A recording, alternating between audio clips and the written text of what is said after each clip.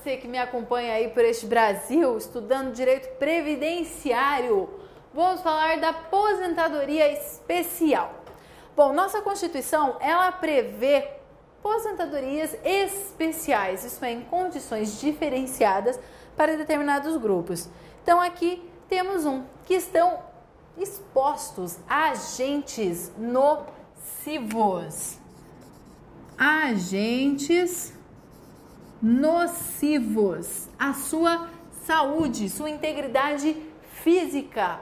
Temos também uma previsão de aposentadoria especial para os deficientes, que tem uma redução de tempo de contribuição ou então na idade, para ter também essa condição, né, questão de desigualdade. Então aqui a principal desigualdade é, enquanto eu trabalho, por exemplo, em um escritório fechadinho, tem um outro que está trabalhando em uma mina de carvão. Então o prejuízo para a sua saúde, gigante. Então quem tem direito a essa aposentadoria especial está exposto diretamente a agentes químicos, físicos, biológicos que vão detonar a sua saúde, acaba com a sua integridade física. Quais são os segurados, primeiramente, que terão direito a esses benefícios? Nós teremos 3. Primeiro, o empregado. Depois, teremos os trabalhadores avulso e os contribuintes individuais que estejam filiados a cooperativas de produção de trabalho, tá? Então, cooperativas, o cooperado, esse também estará amparado, terá direito quando trabalhar nessas condições especiais. Então, temos esses 3. Essa condição especial, este deverá trabalhar no período de 15, 20 ou 25 anos nessa atividade especial. Portanto, ele contribui nesse período e ele trabalha exposto, esse agente, durante 15, 20 ou 25 anos. Aí ele vai conseguir essa aposentadoria especial. Isso é, ele vai ter um tempo trabalhando nessa atividade e um tempo de contribuição nessa atividade. Um pouco menor, por exemplo, da aposentadoria por tempo de contribuição. E aqui não há distinção de gênero, isso é, não importa se é mulher ou se é homem. Importa é a atividade que trabalha ao agente que ele está exposto. É aí que vai determinar em qual condição se ele vai ter direito à aposentadoria especial ou não. Então, segundo ponto, a carência. Qual será a carência?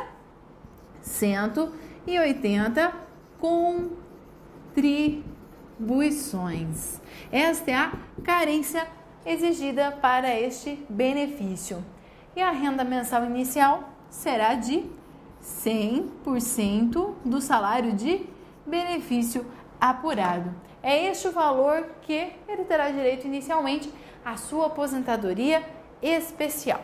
Então vamos lá, falando agora mais propriamente dessas condições especiais. Portanto, vamos pensar naquele que esteja trabalhando em minas subterrâneas, tá? De mineração, as minas. Lembra do caso daqueles chilenos que acabaram soterrados? Estavam trabalhando lá naquelas frentes de produção, em subsolo, acabaram soterrados.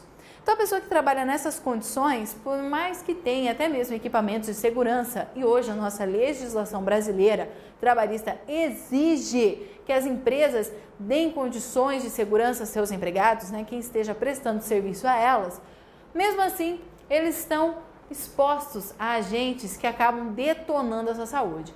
Então, esses sujeitos que têm direito a 15 anos de contribuição, 15 anos trabalhando nessa atividade especial, na verdade, quando o cara está se aposentando, ele está detonado, sua saúde já está péssima. Então, se ele aguenta ainda esses 15 anos, ele já está péssimo, é muito agressivo, é muito insalubre este trabalho.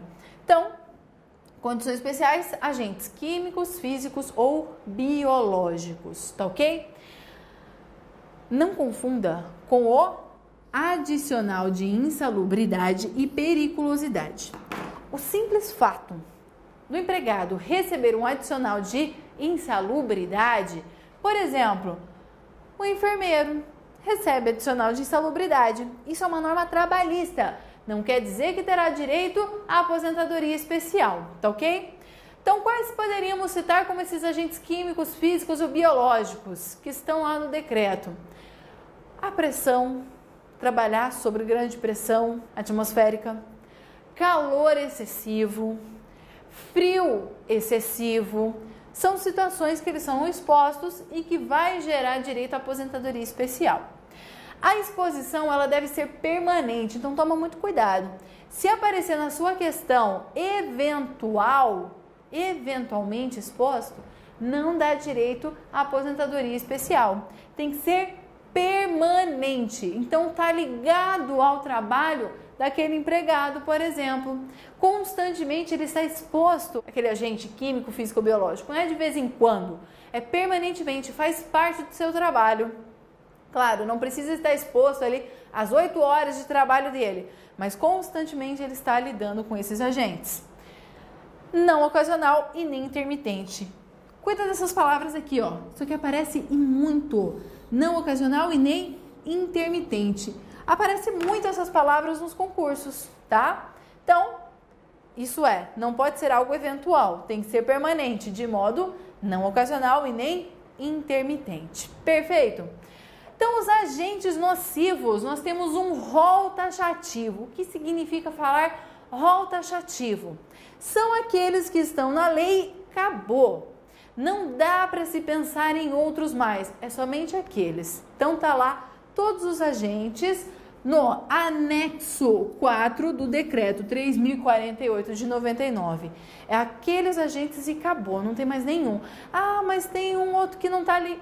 Não vai ter direito. É um rol taxativo, diferente das atividades, que é exemplificativo. Isso é, pode existir outras atividades em que o sujeito vai ficar exposto, mas que a lei não conseguiu prever.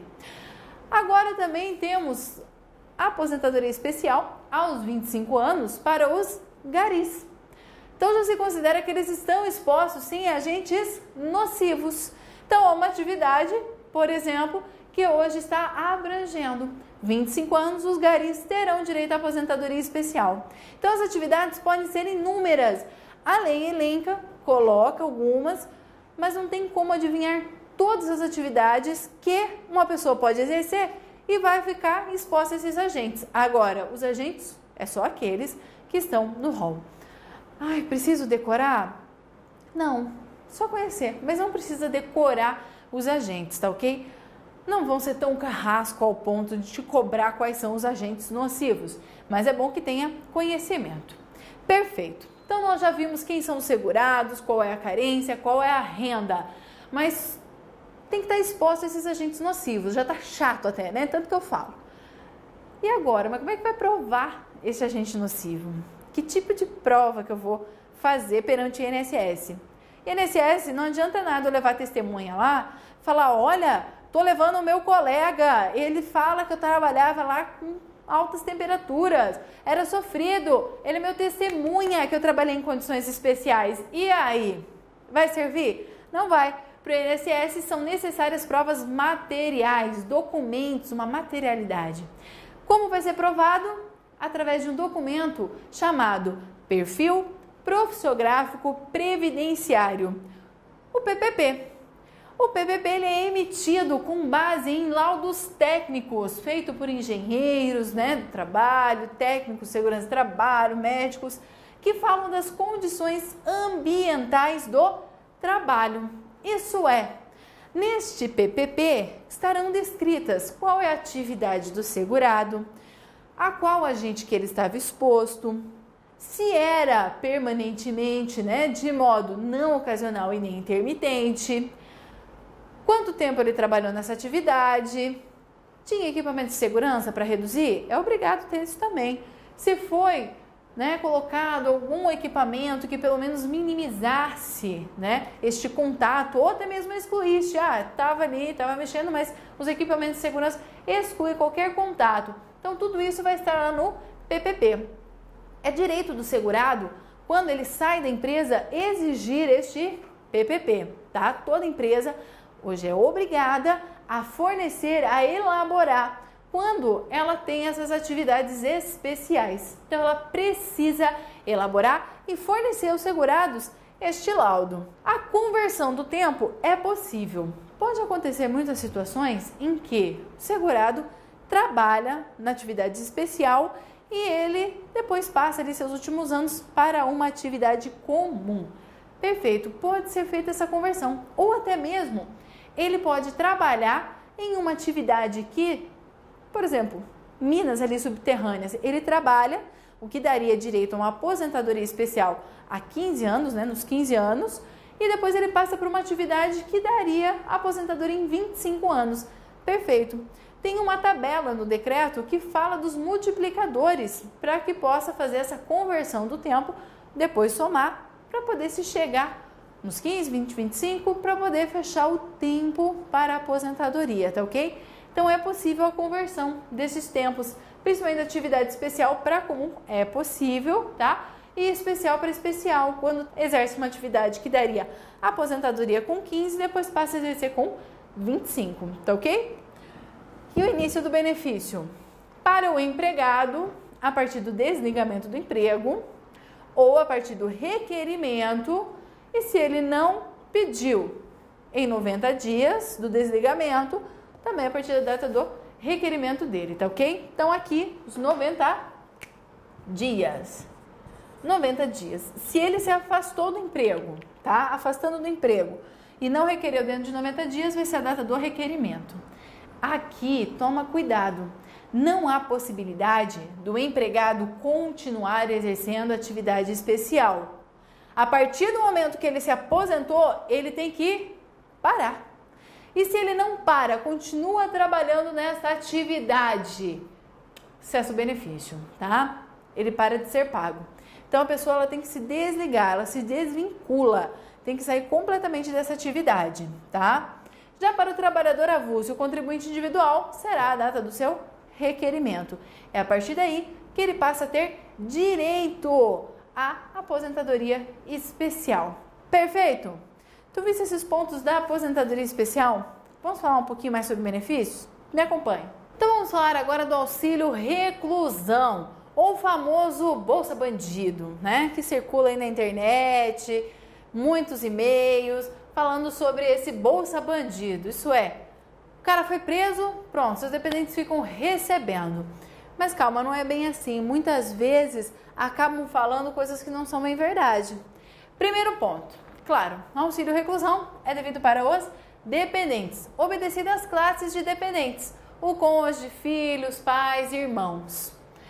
Os dependentes do segurado considerado baixa renda.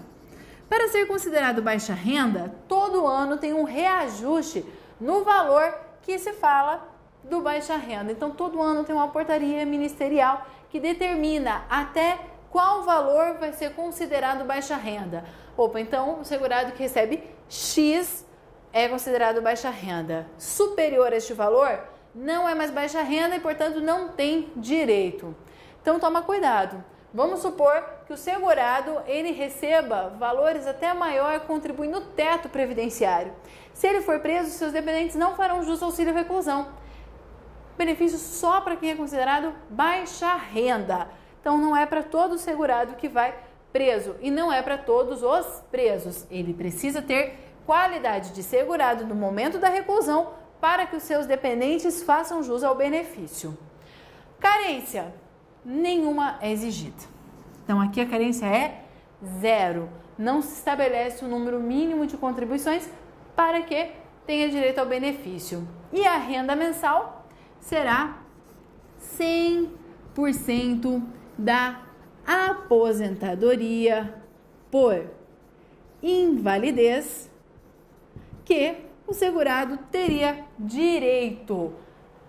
Portanto, não vem com base no salário de benefício o cálculo do auxílio reclusão. E sim, seria 100% da aposentadoria que ele teria direito, caso estivesse inválido. Também tem que verificar a questão do regime em que este segurado se encontra para que seus dependentes façam jus ao benefício. Portanto, só terá direito quando ele for preso provisório, Ah, então quando tiver provisório, vai ter direito? Vai.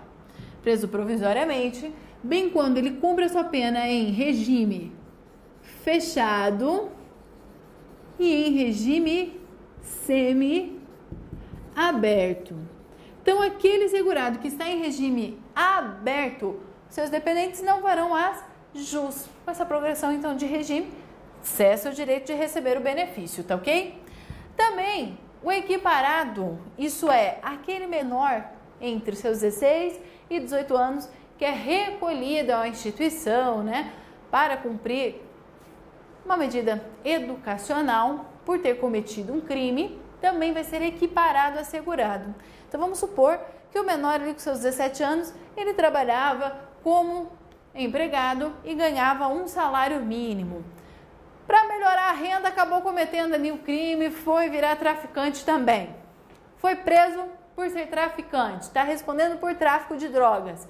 Ele tem um filho de 1 ano de idade. Este filho vai ter direito? Vai. Este filho vai ter direito ao auxílio reclusão. Quanto ele se encontrar nessa situação, tiver no regime provisório, né, fechado, semiaberto, ou então, no caso deste menor, que está cumprindo uma medida socioeducativa, foi recolhido para cumprir uma medida socioeducativa. Né? Então, ele se envolveu com o tráfico, ou então ele matou alguém e acabou sendo recolhido. Perfeito? Quais são as condições? É essencial para que tenha direito a esse auxílio reclusão que o segurado não esteja recebendo a remuneração da empresa, também não esteja recebendo auxílio doença, um abono de permanência de serviço e aposentadoria. Então, se ele estiver recebendo remuneração, auxílio doença, aposentadoria ou abono por permanência de serviço, os seus dependentes também não terão direito ao auxílio reclusão. O requerimento do auxílio reclusão, ele deverá estar instruído com a certidão que demonstre a reclusão, o recolhimento daquele segurado à prisão ou uma entidade socioeducativa para cumprir essa medida educativa no caso de menores. E a cada 3 meses deverá ser apresentada uma declaração que ele continua preso. Então, nessa declaração vai constar qual regime que ele está cumprindo, qual unidade que ele está, quem é o segurado. E a cada 3 meses, para que seja mantido o benefício, deverá ser apresentada essa declaração, tá ok? Senão também suspende. E o início será da data do recolhimento da prisão, caso ela seja requerida em até 30 dias da prisão. Ou então, da data do requerimento, quando após 30 dias da data da reclusão, tá ok? Então, foi preso no dia 1º de maio. Então, se for fazer o requerimento, se for solicitar no INSS o auxílio reclusão, os dependentes daquele segurado que é considerado baixa renda, até o dia 15, por exemplo, foi lá dia 15 de maio e requereu o benefício. Perfeito, vai receber desde a data da prisão. Agora, se deixar passar esses 30 dias, somente a data do requerimento, quando foi até o INSS e requereu o benefício. Atenção, hein? Quando o segurado cumprir, exercer alguma atividade na sua unidade prisional, para várias empresas, com intermediação da carceragem, lá dentro, recluso, ele começou a prestar serviços artesanais, perfeito, ele poderá se vincular como segurado facultativo. Então, ele não vai ser obrigado a contribuir. Ele é um segurado facultativo se ele exerce esse trabalho dentro da unidade prisional, tá ok? Exercendo esse trabalho como segurado facultativo não vai prejudicar em nada o recebimento pelos seus dependentes do auxílio reclusão.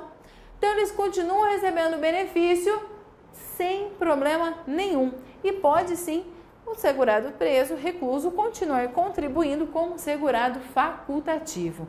Então, se ele está afiliado como segurado facultativo, não obsta, não impede em momento algum que os seus dependentes recebam o auxílio reclusão.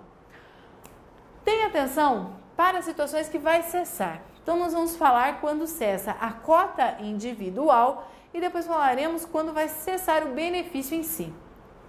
Quais são as situações em que este benefício acaba?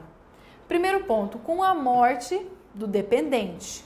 Então, cessa a cota individual do dependente. Vamos supor a seguinte situação, tá? O segurado deixou a esposa e deixou mais 4 filhos. Então, 5 pessoas estavam recebendo benefício. Cuidado, mais uma informação que circula na internet, que seria um salário mínimo para cada dependente, para cada filho, para o cônjuge. Não é.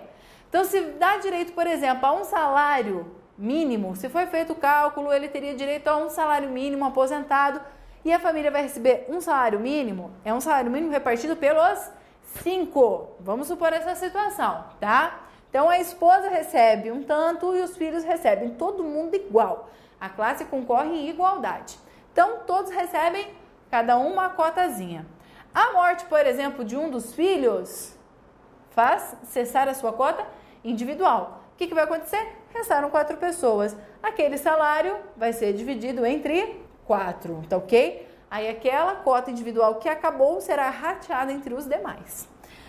O menor que completa 21 anos, salvo quando inválido, incapaz, também faz cessar a sua cota individual. O menor pela emancipação, ainda que inválido. Quais são causas de emancipação? Emprego público, com o casamento também. Então, se casou com 17 anos de idade, estava recebendo auxílio reclusão, já era, acabou, tá? Salvo quando a emancipação decorrer de colação de grau em curso superior. Você fala para mim, ué, mas onde está essa emancipação? Causas de emancipação estão lá no Código Civil, tá? Então são o casamento, emprego público, tem uma economia própria, quando menor. Os pais, concedem essa emancipação. Então são algumas situações da emancipação. O casamento, que é extremamente comum, tá? Então você só precisa tentar isso, casos de emancipação. É isso que aparece. Não vai te exigir muito mais disso. Fala causa de emancipação. Salvo quando essa emancipação decorrer de colação de grau de curso superior. E a cessação da invalidez. Aquele que era considerado inválido acabou totalmente a sua invalidez. Cessa sua cota individual também e reparte com os demais se houver, tá ok? E quando que cessa o benefício em si? Primeiro ponto, com a soltura, quando ele é solto. Mesmo que seja condicional, quando vai para um regime aberto, ele se vê livre da prisão. Aí, cessa o benefício. Com a fuga, ela também vai suspender, tá?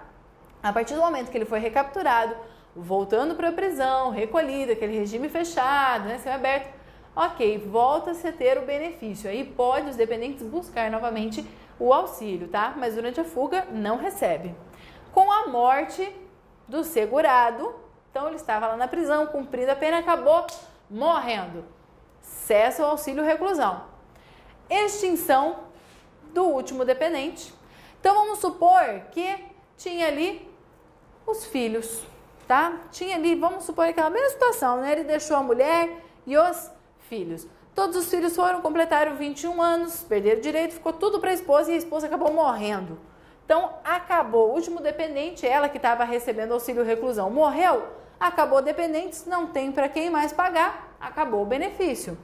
E quando é concedido também o auxílio doença ou a aposentadoria ao segurado. Não há acumulação de benefícios. Perfeito? Isso aqui é o principal que aparece no concurso com relação ao auxílio reclusão. Vamos praticar então? Me acompanhe. O auxílio reclusão, A, é benefício devido ao segurado obrigatório. B, é devido mesmo diante da evasão da prisão. C, depende no mínimo de 10 contribuições mensais como carência. D, independe da atividade laboral na prisão. E E, pode ser cumulado com aposentadoria pelo segurado preso. A A está incorreta porque não é um benefício devido aos segurados, e sim aos dependentes. A B está errada, pois no caso de fuga do segurado da prisão, o benefício ele é suspenso, para de ser pago. A C está incorreta, pois fala que é necessário ter 10 contribuições. Negativo, não é exigido carência para o benefício.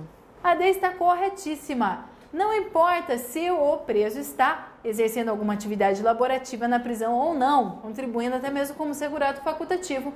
Isso não impede que os seus dependentes continuem recebendo o auxílio reclusão. E a E está incorreta, pois fala que poderá ser cumulado com aposentadoria. Não pode. A partir do momento que o segurado solicita sua aposentadoria, o benefício será cessado. Para de ser pago o auxílio reclusão. Próxima questão aí na tela. José recebe aposentadoria especial no regime geral de previdência social. Nessa situação, José A. não poderá retornar ao mercado de trabalho. B. não poderá retornar à função que ocupava anteriormente à aposentadoria. C. gozará de isenção da contribuição previdenciária se retornar ao mercado de trabalho. D. está inválido para exercício de atividade laborativa. E E. deve provar o nexo de causalidade entre o agente nocivo e o trabalho desempenhado. A A encontra-se incorreta, pois o José pode sim voltar ao mercado de trabalho, exercer uma outra função. Não pode é ficar atrelado ali àquela função, aquela condição especial que ele trabalhava anteriormente. Por isso, a alternativa B é a que está correta, que fala que ele não pode retornar a exercer aquela mesma função que ele ocupava anteriormente à sua aposentadoria. Perfeito? Então, a alternativa B está correta. A C está incorreta, que fala que ele gozará de isenção, de contribuição caso retorne negativo. Se ele retorna a exercer uma atividade, vai trabalhar, então, um serviço que não seja insalubre, nem perigoso, não está sujeito àquela condição especial, não continuou naquela função que ele exercia anteriormente, ele vai ter que sim contribuir. É obrigado a pagar a sua contribuição quando filiado ao regime geral. A D está incorreto porque ele não está inválido, ele não está aposentado por invalidez. Ele sim está com aposentadoria especial, então não é caso de invalidez para atividade laboral. E a E não está correta, pois ele já está aposentado, então ele não tem que comprovar nada, tá ok? Então, alternativa B. Vamos para a próxima questão? Me acompanha aí na tela. O trabalhador de empresa de conservação e limpeza que presta serviços a diversos hospitais e que recebe adicional de insalubridade por eventualmente manter contato com lixo hospitalar de natureza tóxica tem direito à aposentadoria com tempo reduzido de contribuição, já que trabalha em condições especiais prejudiciais à saúde. Questão está errada. Cuidado ali com um detalhe. Ele falou que eventualmente está em contato com o lixo. Não é permanentemente, não ocasional nem intermitente. Eventualmente não dá direito à aposentadoria especial. Mesmo que ele receba adicional de insalubridade. Não tem nada a ver com aposentadoria adicional de insalubridade ou periculosidade, que são direitos trabalhistas. Perfeito? Bons estudos aí para você e nos vemos numa próxima. Até mais!